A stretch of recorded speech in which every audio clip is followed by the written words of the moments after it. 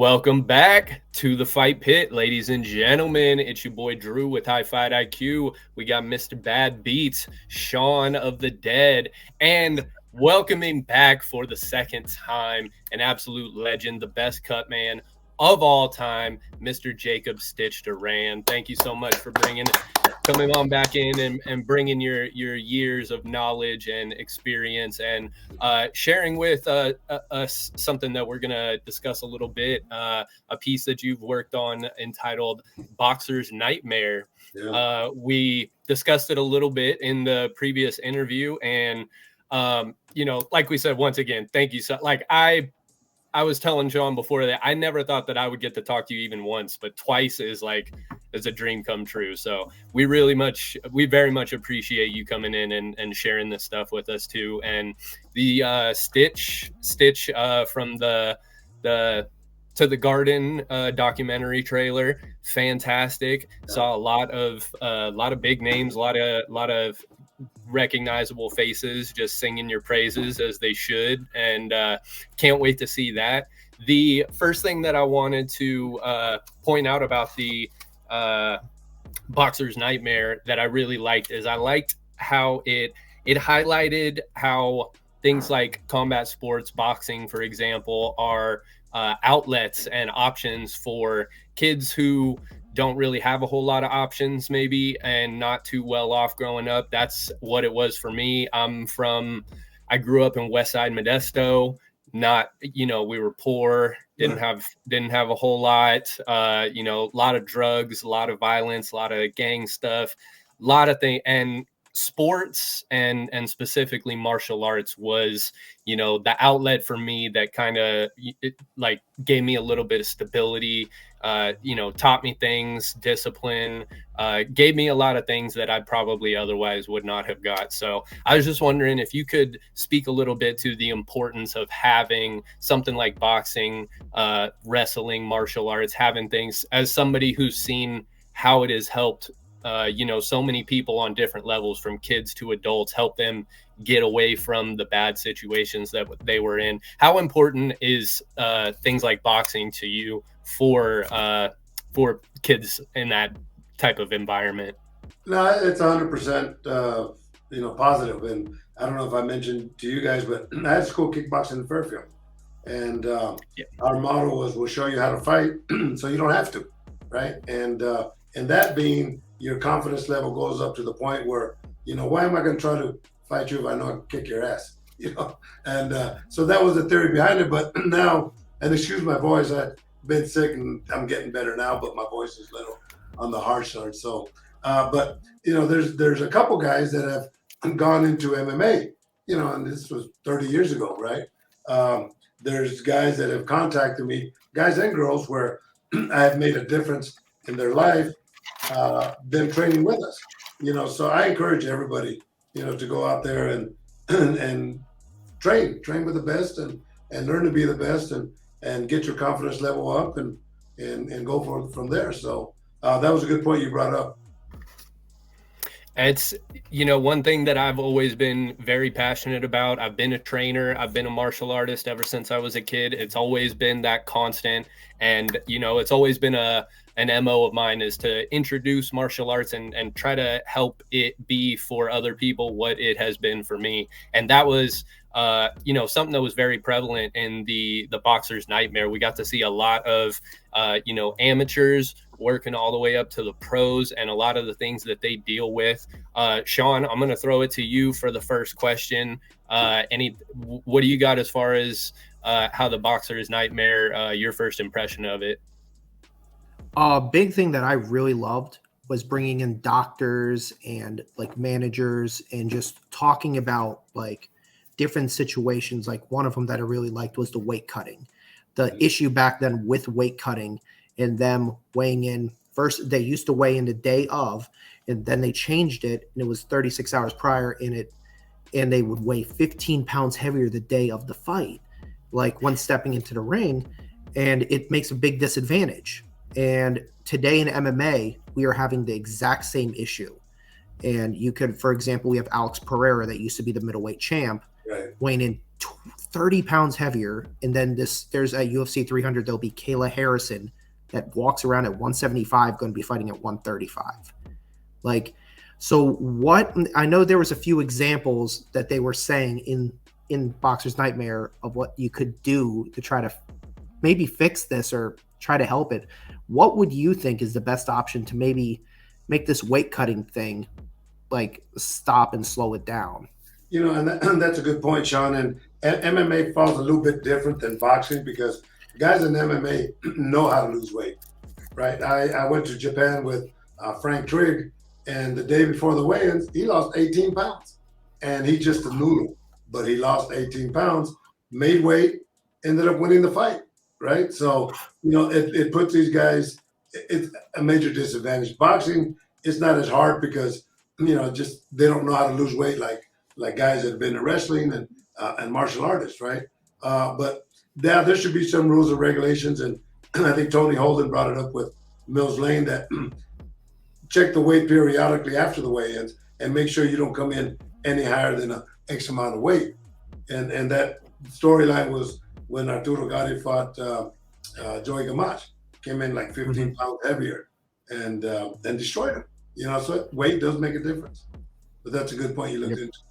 And let me add, when I did Boxer's Nightmare, I did it with John Barnhouse, young kid that just graduated from the American Film Institute. And he contacted me because he had seen interview where I wanted to do videos. And the videos I wanted to do are educational. But we got so much footage that we created Boxer's Nightmare. And John passed away, you know, 8-9 months ago, and I'd seen this film in over 20 years.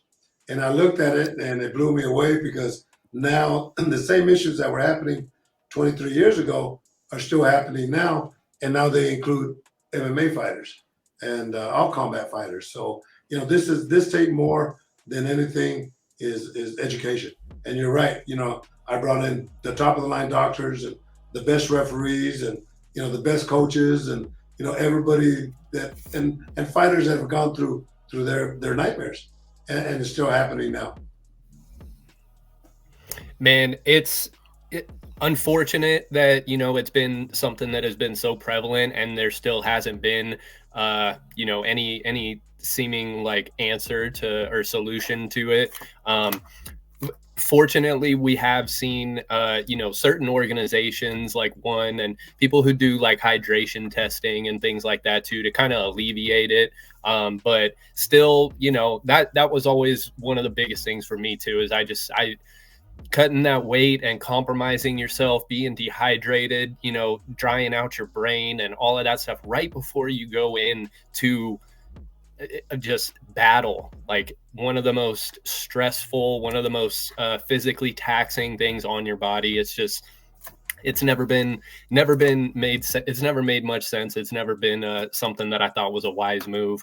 And keeping it with like things that we could change, I wanted to ask if there was one thing in particular as far as like rule changes or customs or norms with MMA and with boxing. Recently we got word that they're going to be changing some of the rules, like the 12-6 elbows and things like that. If there was one aspect of MMA or boxing as a cutman that you see that needed to be changed immediately, what would be that one that you would change? I would eliminate ground and pound. You know, once a guy gets knocked down and you know he's out, like when Bisping got knocked out, you know, he took an elbow with no defense, right? And that needs to be done. And fighters have to understand, they know when they knock somebody out and why go any further, right? But you brought up a point, Drew Sizzle, about losing water in the brain. Well, that was a myth that we dispelled, right? But people think that you lose so much water weight that it affects the brain. But as Dr. Goodman says, for you to do that, you would almost be, you wouldn't be functionable. So that's a myth right there that none of us really knew the truth about. Now we know the truth. Right.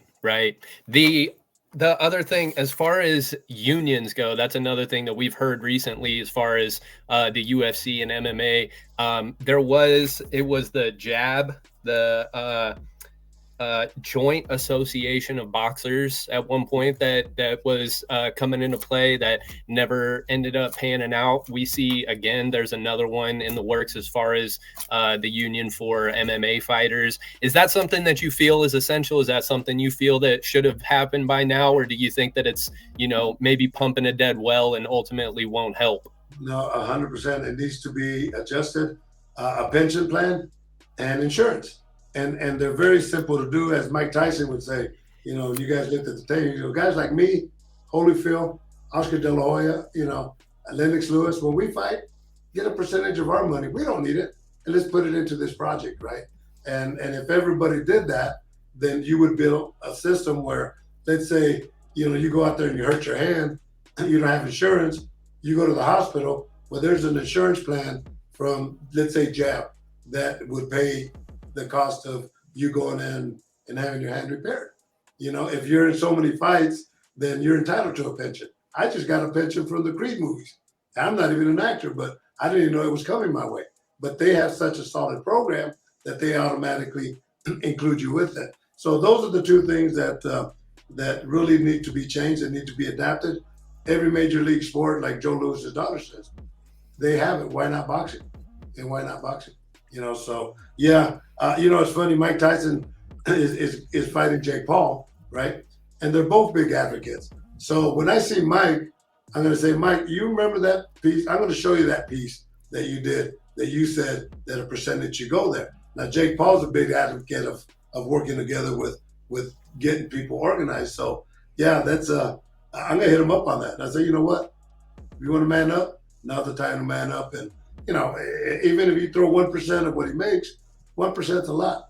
Mark Ratner, that used to be the head of the athletic commission here in Nevada, now is the vice president of I think public relations for the UFC. But he said it best. And also another way to generate money is the money comes from the pay-per-view.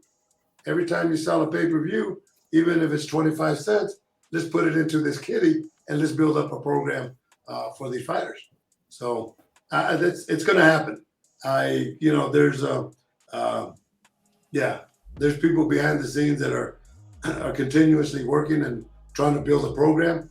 You know, yeah, that's why this film right here is so instrumental, because what I want to do now is interview current fighters, MMA fighters, and get their responses. Last week, I worked with Nico Ali, the grandson of Muhammad Ali, in a boxing event. But his son, or his brother, Biagio, fought for PFL in Saudi Arabia the week before. And I sent him the video, and I said, look, what I want to do is upgrade it, but I would love to interview current people. Would you guys be interested? And they both agreed to be in it, because Chuck Bodak was talking about Muhammad Ali, the grandfather. He said, you know, he let guys punch him, you know, and look at how he ended up, you know. So education is a big key, bro. Oh man, and let's hope that it's sooner rather than later, because it's already so much long overdue. Yeah. And don't get me started on Jake Paul. That's a whole nother ball of wax, man. Sean, what do you got next for Stitch? So, in a boxer's nightmare, the big topic was young boxers being taken advantage of by managers and being robbed of money. Even Mike Tyson referred to it, him losing hundreds of millions of dollars. And do you think today, because it's been so many years later, have these young boxers have gotten smarter, they're better advocates, more managers actually looking after these young boxers, or is it kind of the same thing? Pretty much the same thing. You know, and I try to educate guys. And, you know, like Rolando Arellano said, he goes, if like me and Shelly Finkel with Fernando Vargas, we get 10%, you know, but our job is to create income for him. And a lot of fighting, I tell these young fighters, because of what I learned through Boxer's Nightmare, I said, look, if the only thing that your manager is going to do is make a phone call and get you fights, basically he's your agent. Give him 10%, right? Fair enough. But if he's going to pay for your rent, for your gym dues, you know, he's going to take care of you as you grow and make money. He's investing in you so that it can pay off when you become up in the higher ranks. That's the fair thing. I also tell these young fighters, even getting a cutman, I said, look, you know, ask this cutman, if you're looking for a good cutman, ask him what the function is of the adrenaline chloride 1000. That's the mixture that we put on a cut. And if the guy tells you that it stops bleeding, and they all do, right? They all say that because I've tested them. And I'll say, okay, it stops the bleeding, yes, but what is the mechanical function? Oh, well, it's a coagulant. Well, if he tells you it's a coagulant, get another cutman, because that's the wrong answer. The medication that we apply is called adrenaline chloride 1000. That's pretty much used international, but that's a vasoconstrictor. So when you see me work on a cut, I'll squeeze it, and I'll get all those little pieces of blood still in the veins, and I'll put the swab in there and it absorbs into the veins and it closes it. But that's education. But it's still happening with fighters, and keep in mind that in this sport, I mentioned it today, in this sport, combat sports include MMA, none of us as coaches have to be certified. As coaches are cutmen. All you got to do is get a license in whatever state you're in, and you're a pro, and it's not fair to the fighters. Wow. Yep, that's something that we covered a little bit beforehand too, is just how being a fighter, going professional just means that you're getting paid, and that's in any other place there's you have leagues, you have licensing that you have to go through, things like that, and it's tough, especially for the young guys too. Speaking of the young guys, I want to give a shout out. You mentioned Fernando Vargas, my favorite Latino boxer of all time. My other favorite currently, shout out to the homie in Stockton, Gabriel Flores Jr. Yeah. Have you got the chance to meet Gabriel? Oh, I worked all his fights from day one up till when Fernando then started working with him. I think the last 3-4 fights I haven't worked with him. But yeah, him and his father, and speaking about the 209, I just confirmed that I'll be working with Nate Diaz when he fights Jorge Masvidal Jr. Oh, yeah, wow. Baby. That's one of the things I was going to ask about too. How do you feel about that one? Do you like it?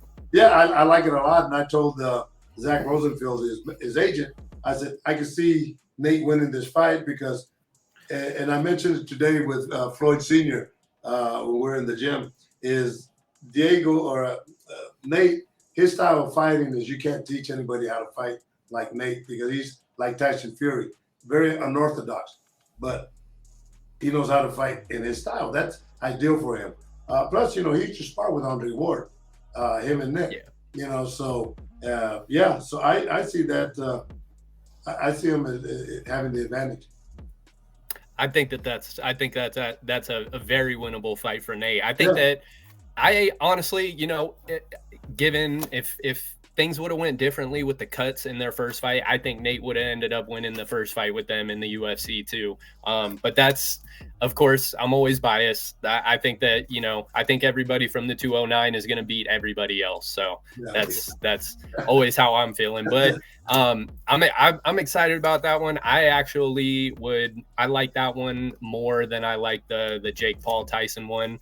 I won't say that I'm not going to watch it, but it's going to be very difficult for me to watch that one. I wish it would have happened sooner. I don't want to see anything diminish Mike, and it's just like you were saying too. There's guys that have been through a lot. They've got so many years, so many miles on them too. And, you reach a point of no return, and hopefully this is something that Mike will be able to benefit from and walk away clean from. Sean, what do you got next? I'm just going to stick with, because we're on this topic a little bit, I'm going to step away from Boxer's Nightmare just for a moment. I do want to ask you about what is your opinion on these like cross sport boxing matches? Like you're having a Francis Ngannou fighting both a Tyson Fury and now an Anthony Joshua this last Friday, and now you're getting like a YouTube Disney starred, now a pro boxer, even though he hasn't really fought a ranked WBC boxer, being Jake Paul, versus Mike Tyson, obviously at a very older age, at 57 or 58. I'm not exactly sure which. Yeah, and it's like what's your opinion on this? Is this good bad for boxing? Does it mock at all? Because some people are saying this is mocking boxing because people know who Jake Paul is more than they know who most of the champions are in the WBC for boxing. Yeah, that's a good point. And I've worked against Jake Paul and I've worked against Logan Paul, and they're both good athletes, number one. Mm-hmm. And Jake stays in tip top shape. Mike, on the other thing, I know Mike. It'd be nice if I worked with him, but one of the things you always got to look at is time factors. And there used to be a heavyweight, Duncan Dakawari, that his nickname was Time, and he says you can beat anything, but you can't beat time. And you look at that. But getting back into that now, Sean, and these are social media fights. The social media has created this type of clientele. And the first time I worked with KSI when he fought Logan Paul, that was at the Staples Center. And I knew the game was different because once you get into the dressing room, we put our stuff down, and then the team, the coach and the coaches, we walk to ringside and we look at the ring, examine the ring and the steps and stairs and all that. Well, everybody knew who these guys were, social media guys. Nobody knew who I was, So I knew it was a different world, right? And but economically, if it makes sense, it makes dollars, And so I can't knock it. A lot of guys in the industry will knock it and this and that, but that's social media has created that. It's a new day. It's a new age. You got to adapt, and that's. I think it's always been like that. I think, there's certain points of it that we wish could be a little bit different. We wish maybe Jake Paul could have caught Mike Tyson a little bit younger. But well, if that was the case, Jake Paul would have been a baby. Yeah, right. And the other one too, that the big one that went on was Anthony Joshua versus Francis Ngannou that Sean mentioned. Is that? Did you feel that was how the fight was going to go? Did you think that Francis Ngannou had a lot more of a chance than it looked like? I thought he did, and the reason why, because of conditioning and being able to absorb more punches, different type of punches, right? But when it came to boxing skills, Anthony Joshua had it hands down. And, I didn't see the fight, but I saw the knockout. And literally he set it up seconds before that. I mean, his right hand was back here. And Francis Ngannou, he was hurt from the last knockdown. See, one thing you got to understand is, Drew, is that you got to look at the fighters. And when Francis Ngannou took the 8 count, they asked him if he was okay. Of course he's going to say he's okay. It's a natural instinct. But deep inside, and when he got back, he was still foggy to the point where, you look at it. Anthony Joshua just timed him at the time that he wanted. And there was no defense on Francis Ngannou, But peel all that away, he made a whole lot of money, and he made a statement for MMA fighters that they need to get paid more than what they're getting paid right now. And I think with the PFL, Francis Ngannou said that if I sign with you, my opponent will get a minimum of $2 million. So he got knocked out, but he's representing the good of what needs to be done. So absolutely. This situation is not a win or lose. It is a win or lose. You always want to win. But if you don't, the statements that were made are very important statements. That's very true. That's a good point. I think a lot of people lose sight of that when it comes to the big name fights and the big money fights and things like that too. Is a lot of people, I always say, past a certain point, you got guys like Nate Diaz, you got guys like Andre Ward, people who put their time, put the miles in. Past a certain point, I feel like your record just doesn't matter. They're fighting for a bigger cause. They're fighting for something more than just a number on the record. And that's records to me personally I've never laid too much stock into them when I take into consideration everything else that, someone like Nate Diaz has done, someone like Francis Ngannou.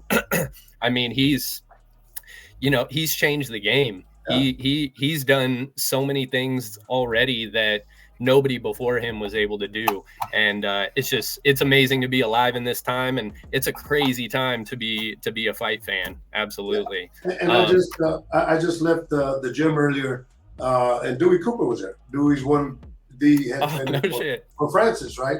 But it'd be nice to get Francis be nice to get Mike Tyson. It'd be nice to get Jake Paul all on the same page of giving back to the system. If anything, just their presence alone, so I'm going to work on that. Hey, if anybody can do it, you can do it. I got faith in you. No doubt. You are you have always been a big advocate for the fighters and the athletes, and that's something that I've always resonated with too.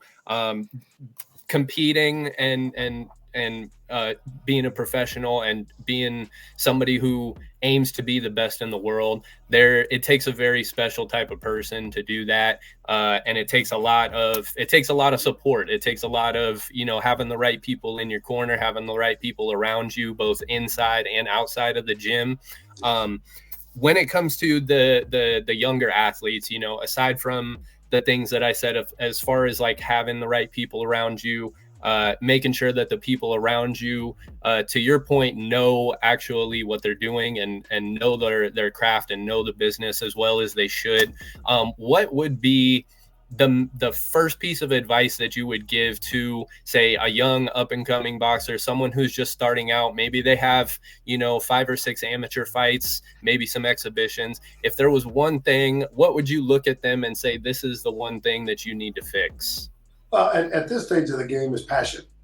And if you do it for the money, you do it for the wrong reasons.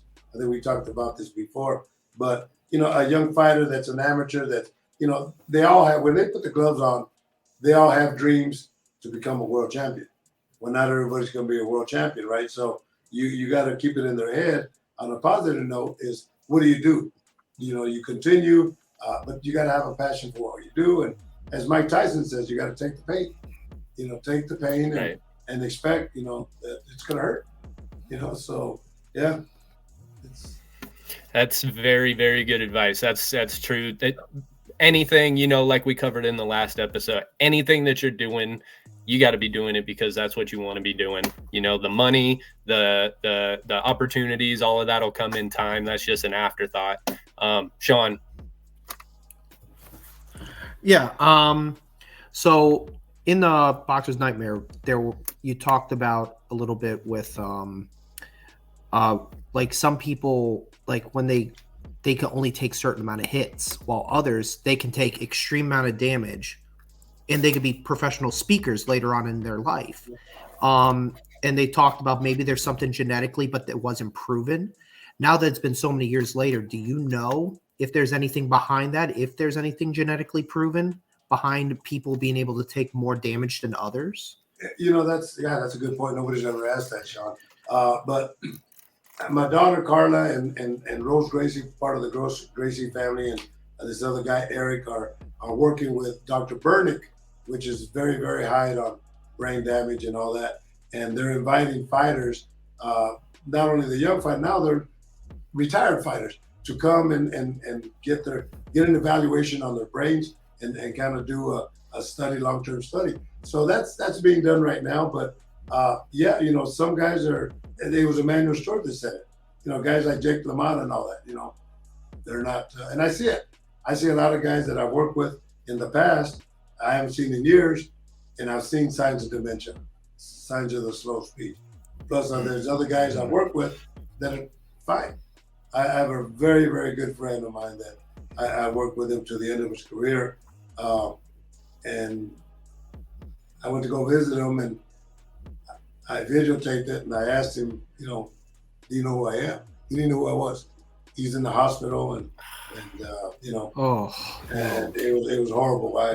I went out almost in tears, just because he was one of my friends. And I called his son, and I said, I don't want to see your dad like this no more. I want to remember him the way he was, not the way he is. And you'll never come back from that. That's the dementia pugilistic. And a lot of them get it through, taking severe shots to the head. So that was a good question. And I'll do a follow-up on that and see, what kind of results are being done. But I think the results come from long-term testing. And, so, yeah, it's a major issue. And, let me add to that, Sean, is I've been gone from the UFC for 9 years, and some of the guys I haven't seen in that period of time, I run into them every once in a while, and some guys already have slurred speech. So it's happening in MMA what was happening in boxing. Oh. Yeah. That is rough. That is rough. I was speaking with Sean and Kyle before this too. That was because growing up, I first started training boxing when I was around 5 years old or so. The term punch drunk, we've always heard that. That's always this documentary was the first time I ever actually heard the term dementia pugilistica. So that was something that I learned, and that I think you could also speak to the importance of making sure that especially the younger fighters, the amateurs working their way up, make sure that you're training smart and not just always training to try to be the tough guy, not trying to always win sparring, making sure that, every time you go into the gym isn't a fight. Having, like you said before, having the right people around you that are going to reel you in and say, hey, we're not, you don't need to be getting hit real hard the week before your match and things like that. Is there what would you say in terms of like levels of importance? Where does hard sparring and doing like the old school type that we grew up on, trying to, get in there and simulate the boxing match, simulate the fight as much as possible. How important do you think that is? Is that something, because we've seen a lot of MMA fighters such as Max Holloway, guys who've kind of Donald Cerrone kind of stepped away from the hard sparring that we used to do back in the day as in favor of a more like, dialed down technical control. Yeah. Smart way. Where would you say how much do people really need to hard spar these days? They don't. I was looking at a video yesterday. Oscar De La Hoya said, "Man, I got my ass kicked many times, but when you get your ass kicked, that's because you're receiving damage." Jorge Masvidal, because when I used to do a radio show also like this, I asked him, but he said, "Man, I've got my ass kicked all the time." I said, "Well, what did you do after that?" He goes, "I went in the shower and I cried, but then I came back again because I knew I had to do it again." But mentally, these guys were prepared and have been programmed to go out there and be in a war, because come fight time, you're going to be in a war. But that's not the case anymore. A lot of the new generation of coaches that have learned now are having more control sparring. Even the headgear, do the headgears prevent any brain damage? It's been proven that it hasn't, but things have to change. I mean, very simple now, like the headgear. Like in the football players, you got that big old round thing. If they would attach that to the headgear, so when they get shots, their head wouldn't go all the way. At least there's a control area to that. Simple things, So a lot more has to be learned and taught, and that goes beyond my realm of knowing how to give these people the right answer. Well, that you're certainly at the forefront of a lot of it. You've been one of the guys who has brought attention to a lot of the issues, not just including boxing, for sure. If I to kind of piggyback on that one too, if you had to give someone advice, what's the youngest that you would allow your kids or someone else's kids what's the youngest that you would say they need to get in and start training seriously, start being competitive? Is that something that you would encourage people to do as young as possible, or is there a certain cutoff where you say, right now you just need to train, you need to learn the basics, learn the techniques, get the good people around you, and then we'll start getting competitive later? That's a good question. I don't know. I don't have an answer for that. I don't know. I've seen kids 6, 7, 8 years old already in tournaments, right. 10 years old, 12 years old, already in tournaments, right? So progress yourself 20, 30 years later, where are you going to be at? But yeah, I don't know. I don't know that. I don't know how the brain affects it. At what stage the brain is when you're 10 years old opposed to 20 years old, right? And I don't know. That's a good question. It's tough because I've always been, like I said, an advocate for bringing martial arts and combat sports to everybody. And I've always said that I think that it should be, you know, the same way that we have wrestling teams and boxing teams and stuff. I think that martial arts should be like a part of the curriculum for kids. It you know, being able to learn how to fight, just like you said too, you learn how to fight so that you don't have to. And being able to protect yourself, being able to feel comfortable, to you know, be able to put yourself in the same mind frame and not be out of your element when something like a physical altercation presents itself. But on the other hand, it's tough because you don't want kids getting knocked out. Yeah, So. no, exactly. That's okay. And now keep in mind in boxing, let's say 80-90% of your shots are up here, right? When you get into the MMA, it's everywhere, you know. And like saying karate and all that, those are more traditional. So it's not to hurt, it's to learn. And so yeah, you know, boxing has to change somehow. Sean, anything else on the boxer's nightmare for Stitch? Yeah. Give me 1 second because you just took that last question on me. Sorry. It's all good. So a big thing I remember hearing both like in Boxer's Nightmare and like when you were on last time with us, you were talking about the relationship that you would have with the boxer or fighter, MMA fighter in general. How do you think is that still the same today? Or do you think that's more old time, like where it's like they trust you more with their life back then versus now it's like, I'm just hiring people and hopefully they got my back? How would you say today? No, that's a good question, but it's, you know, I tell you, I was up with Dewey's gym and they had a big bachelor party for guys from the UK. And so I wrapped the groom's hands and the best man's hands. But during that conversation, one of them was a boxer. Right. And I told him, I said, you know, and like I told Vladimir Klitschko and all that, I said, look, you guys are modern day gladiators. That we understand, but deep inside you guys are babies. And my job is to take care of the baby. And, you know, they've all agreed to that comment, right? But now you got to take care of them. You know, that's the whole thing. And it's more of this, and being a good cut man or a good trainer, you got to know the psychological aspect of a fighter. Marco Antonio Barrera was a former world champ. There's a podcast out of Guadalajara, Mexico. And he interviewed me and he asked me a question that's never been asked. He says, has a fighter ever disrespected you? And I said, no, because I come in under a different circumstance than a coach like Drew. I come in to take care of you, you know, and they represent that. Vitor Belfort, when I did this film, he says, when I see Stitch walking into the dressing room, he brings that calming effect because you know, even though I know he's fighting on the other side, he still brings that calming effect. And, you know, you guys are babies, man. You know, so we understand that. I understand that. That's a great way to put it. I'd never thought about it that way before, but that makes so much sense. Yeah. That makes so much sense.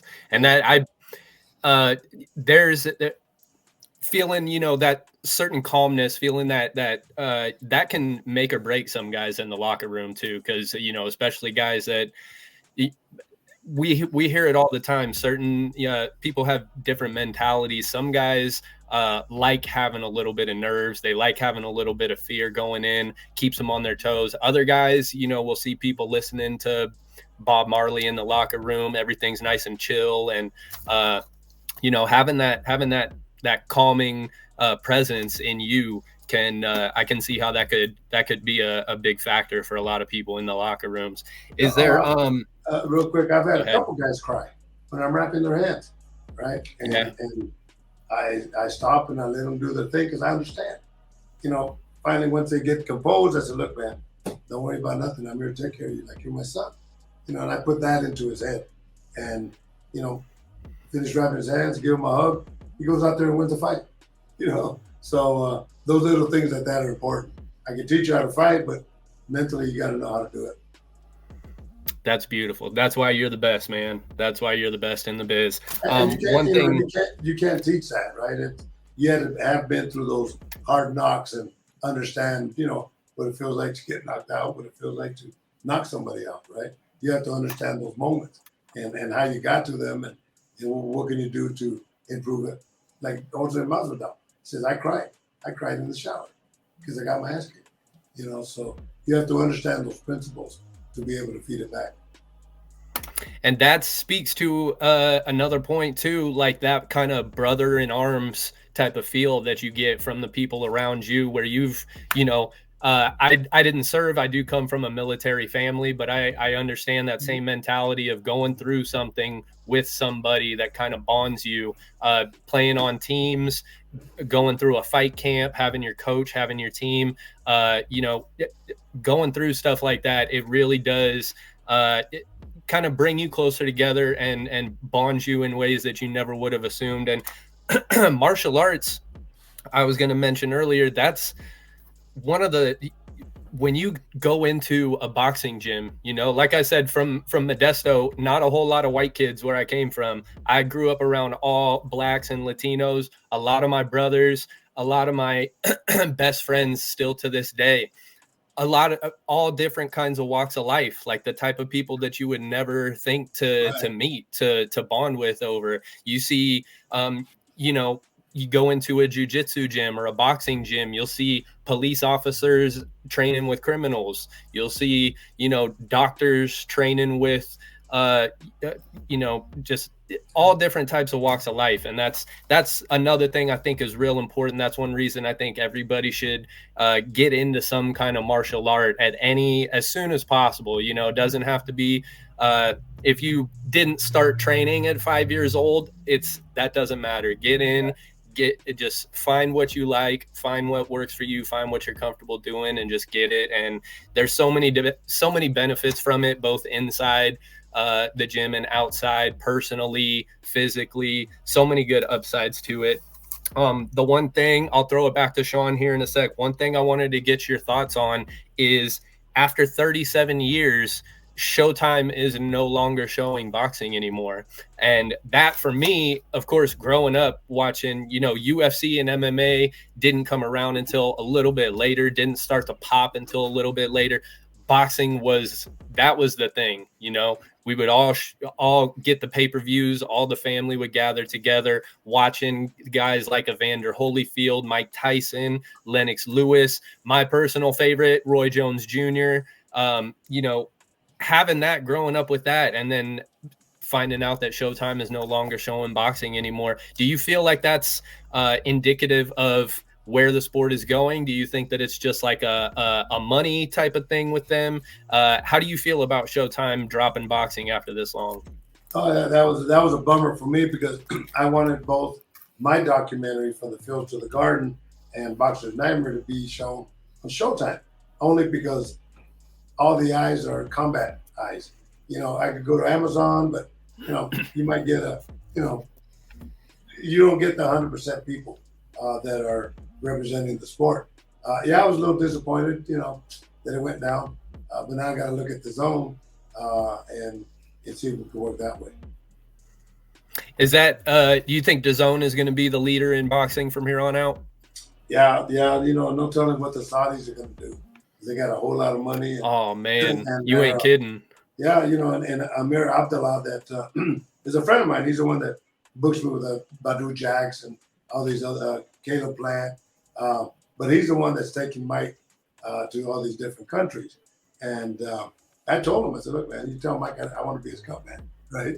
But he's trying to do the right things at the right time with the right people, and the Saudis are getting real deep into the game, but it's not the same.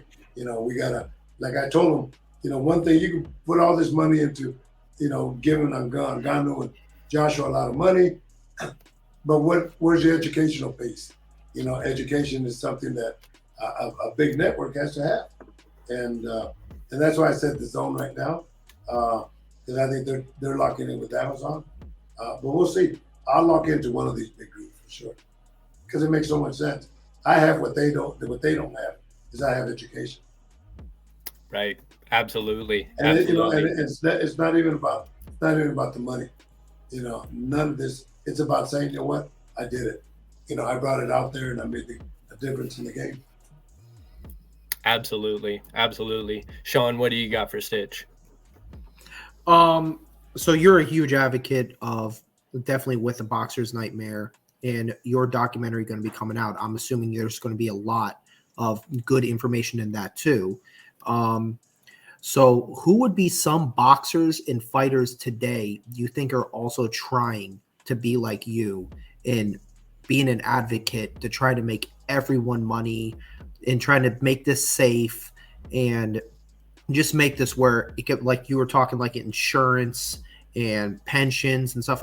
Is there any names out there between MMA, boxing that are doing that? Well, you tell me.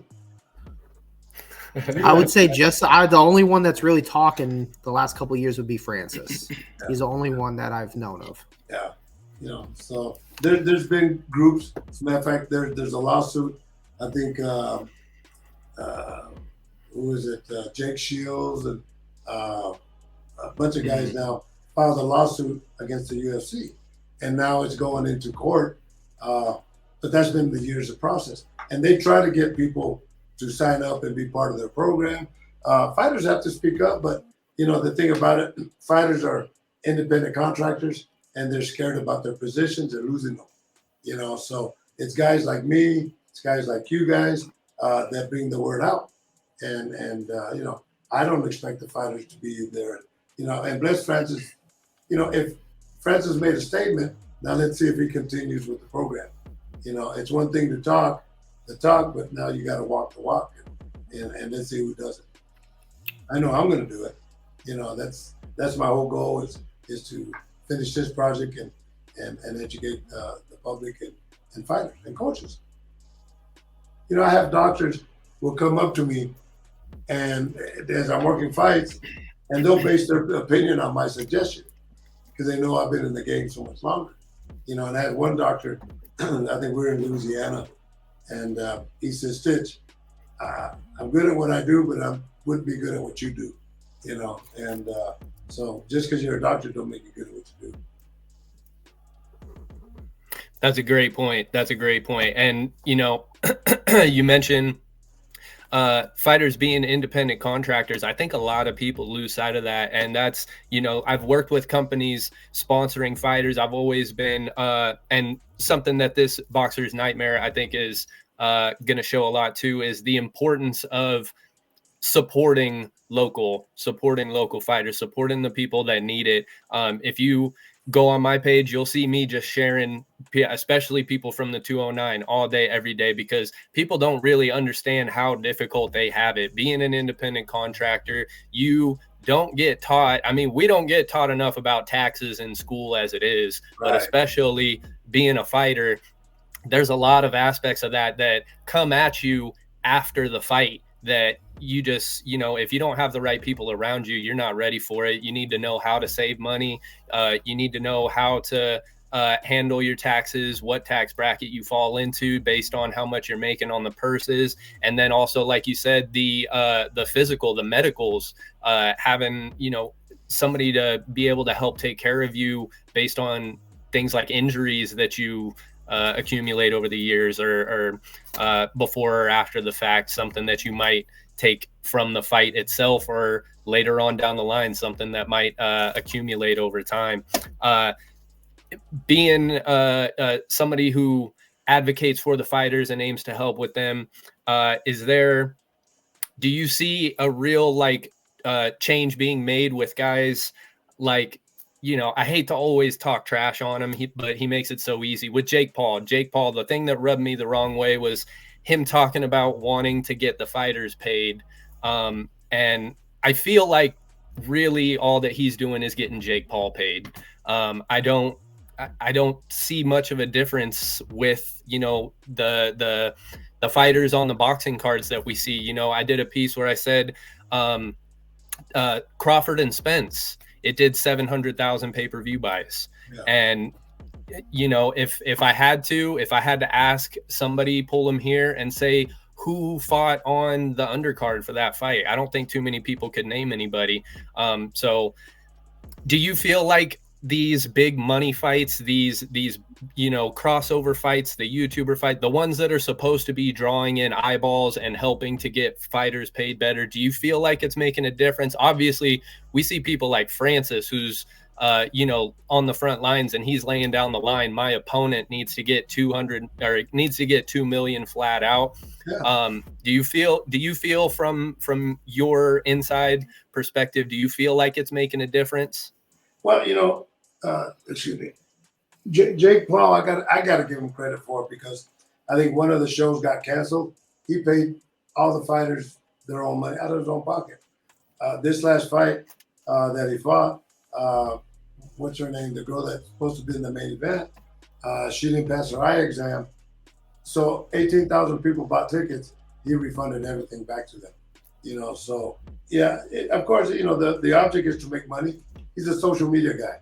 That's how they ended up becoming rich, right? Now he has another market, which is boxing, and he's milking it big time. But he's giving back, and I hope to talk to him soon and say, you know what, put your money where your mouth is, and your word is still strong, to where if you team up with groups, Dana White hates him, oh yeah. Right. So yeah, so in that aspect, I got to give him props. What other fighter would pay, for all the fighters that didn't fight because they canceled the card? What other fighter would reimburse 18,000 tickets? That's the proper thing to do. Forget it. Yeah, of course he's going to make money. That's what he does. Yep, absolutely. Things like, and he's a stand-up guy. I give it to him. He's dedicated. You know what I mean? He's dedicated. He puts in the work.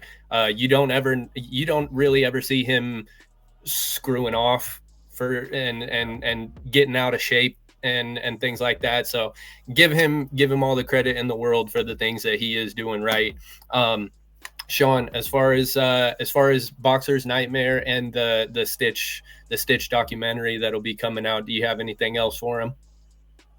Yeah. So with your newer version of Boxer's Nightmare, where you're going to be doing with the MMA, are you going to want to follow the same way you did with Boxer's Nightmare, where you bring in doctors, trainers, agents, a bunch of different MMA stars, and just everyone that's behind the scenes, and just talking about everything just like you did in this? Or is it more focused on just the more towards the experience and just learning, the teaching, like, hey, let's just get the teaching better? It's a good question, but the doctors are, like you said earlier, they're the best of the best. So the doctors, the referees, and all that, why go in? They gave you everything that you need. What I want to do is bring out the information from MMA fighters, and because this whole Boxer's Nightmare deals with fighters and fighters only. Yes, of course, Dr. Burnick, I'll get an update with him on these brain scans that he's doing. Why you're doing it and what kind of results. I'll bring him in for sure. But my main focus at this point will be bringing in new fighters and getting their opinion as to, this was happening 22 years ago. Why do you think it's happening even now? But that's a good point. And yeah, I'm sure I'll be getting additional people outside of the ones that I have, just kind of an update. Well, where are we at? Here's what it say. Here's what Dr. Goodman said 22 years ago. What do you see going now? Richard Still, you were saying, you look at, when there's a cut, you look and see who the cut man is, to give him that opportunity if he's experienced. I'll ask you, referee, do you see the same type of program? So, good question. I like it. Is there, without giving away too much, we saw a lot in the Boxer's Nightmare. You worked very closely with guys like Fernando Vargas, with Mike Tyson, and then some amateurs. Is there any MMA fighters that have been working with you in depth on any of this that you can give us a sneak peek at? No, not at all. No, I'll wait till that time comes. But and that's a good point, Drew. When I did Boxer's Nightmare, the only person that turned me down was Terry Norris, And at that time, we were talking about dementia pugilistica. Well, he has dementia pugilistica. So he's the only one to turn me down. Oh. So no, I'll be getting updates from the new generation, and the thing will be is how come it hasn't changed? Now we're in the year 2023 or 2024. So I want to name it Boxer's Nightmare -- 23 years later or 24 years, whatever the year's going to be, right? Might be 25 years by the time I finish, but that's the way I want to present it, and still keep some of the old interviews because they're priceless. Mills Lane. Look at me. I still do my road work at all 400 hours, and you can't go away from that. That was a classic in those moments. But then like Biagio Ali, Muhammad Ali's grandson, and Nico, the grandson. One's boxer, one's an MMA guy. Why not get their opinions and see how if they thought of the long-term injuries, like what happened to their father. So I want to get into these young people's brains and get their feelings. Because listen, once you go behind the scenes, their feelings come out, and those are what I want to get. And so yeah, we're gonna make the best out of this show. That's awesome. That's great. My parents were. You want to go, Drew? No, go ahead, brother. My parents, they grew up and like MMA wasn't a thing. I'm a huge MMA guy, but I still love boxing when I get the chance to see it. But they were big boxing fans, and just to have watch this, I get to appreciate what they grew up through, and just listening to learning things that I never thought of. Definitely with the brain, and then how some of them were treated. And then my mom always talked about how Mike Tyson got screwed with money. And I was just like, what? No, he's super rich. Then hearing that, him saying it out of his own mouth, and just things like that, it was so cool to learn all this. Just in an hour long, it was just like, I learned so much. And I can't wait to see what comes next. I'm looking forward to it, and thank you very much. But yeah, it was I looking at it now, I didn't know what I had then. Literally, I didn't know what I had then. And going fast forward, and the UFC fired me because I spoke out about the Reebok deal, protecting the fighters. And I looked at this, I said, shit, I've been fighting for people's rights all my life. I grew up as a farm worker, right, in the Central Valley of California, right, like you guys. And my parents fought for the rights with Cesar Chavez. And that was just something that. But when I saw it the second time, actually the UFC fired me, and then I saw it the second time, I thought, you know what, this is my destiny. Not to be considered the best cutman in the world, and all that is to say I made this game a lot safer. That's how I want to end it. But as Drew says, we're martial artists, so our job is to teach, right? And I was with a bunch of Native Americans because I have a big conference here, friends of mine, chiefs, and I said, we have a martial arts saying, and they're doing great, phenomenal things. The new generation of the natives, right? But I said, we have a martial arts saying where when the student, which is you guys, when the student does better than the master being your parents, then the master has done their job. And I think I mentioned that to you guys on your last show. You guys have a great show. But that's the new generation, and you got to take that forward and make it better for the generation that you're going to create. So, you got to give back all the time. Absolutely. That's, for as long as I can recall, that's been my motto, is just helping people and ninja shit. Everything is yin and yang. It's a give and take. You got to constantly constantly work on yourself so that you can help others, and helping others in turns helps you in the long run. And something that's very important, something that you yourself have personified, and we thank you so much for that. Sean, do you have any last words for my man Stitch? No, that's all my questions. I mean, I learned so much more in this too. Just it's great to actually speak to you.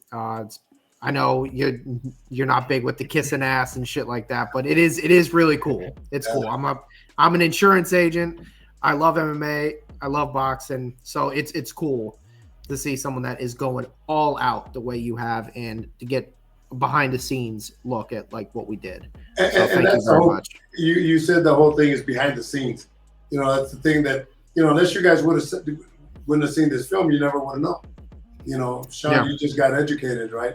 So that's the thing, is the things behind the scenes that affect these young guys, and I'm gonna try to bring that up in the forefront. But thanks for having me on board, man. And you know, you guys did your homework, and it's nice that we discussed it, and we'll keep doing it again. Anytime, sir. Absolutely, the pleasure is all ours. Real quick, do you have like a time frame? Is there any certain point where we should be looking forward to Boxer's Nightmare or the Stitch documentary coming out, or are we still tentative on it? The Stitch Boxer's Night, or From the Fields to the Garden, the documentary, we're going to finish filming April the 28th when I get inducted into the National Boxing Hall of Fame. So we'll be filming that, and then we're already putting stuff together. You know, they're already, I think, out of 30 hours of filming that we've had, the producer and the editors have broken it down to 5 hours, and with that 5 hours, we made that sizzle that I sent you guys. So, you know, I'm negotiating. I'm talking with Michael B. Jordan's people on helping us getting up to the highest level. Plus, I'm talking to some other people. I would think that, you know, by the end of the summer, you guys would be watching it. You know, by the end of the summer for sure. And this is Boxer's Nightmare, right? Or I take that back. This is From the Fields to the Garden. But with that, once I get the okay on all that, I'll be working on Boxer's Nightmare 23 years later. So 25 years later. Amazing. Awesome. Can't wait, man. Can't wait. I can't, everybody watching this, I can't stress to you enough how excited you should be for these. These are two great pieces. So be on the lookout for them. Stitch, is there anything special you'd like to plug? Do you have any, any seminars, anything at all that you'd like to let the people know about? Yeah, well, yeah, of course. I got my own cannabis line coming out June, the end of June. We're going to be coming out at Planet 13 is like the biggest dispensary in the world.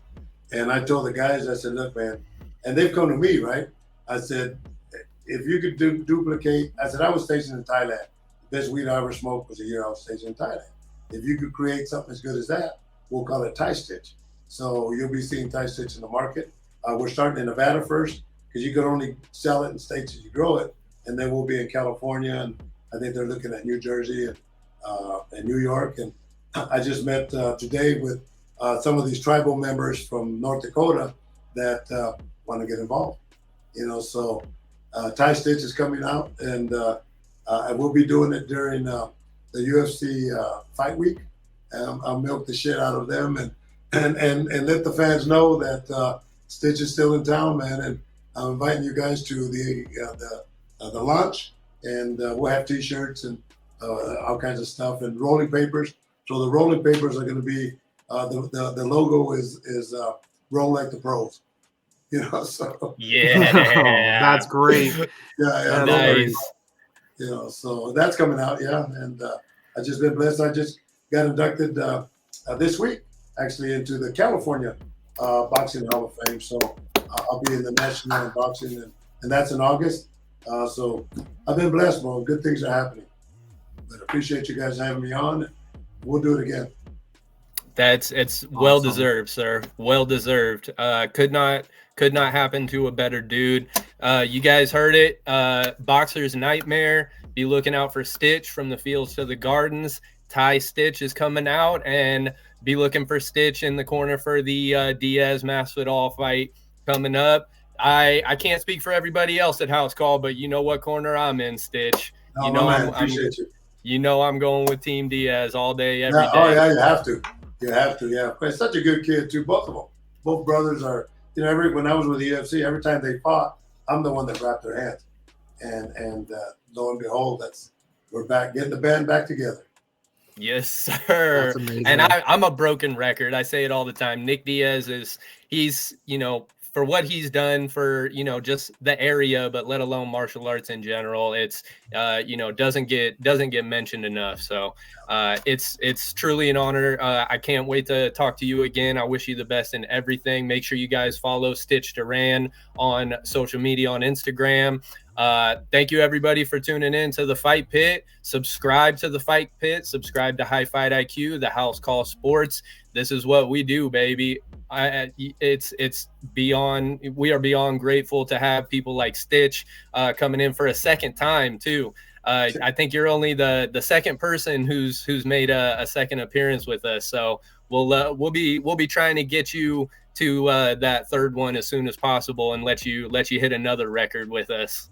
Yeah. I don't like to be tied with anybody, man. So we'll do the third one. Yeah. My man, Stitch, we wish you the best. Thank you so much, sir. This has been the Fight Pit. I'm Drew. That's Sean. Stitch Duran in the building. You guys, thanks for tuning in. We'll see you on the next one. Peace.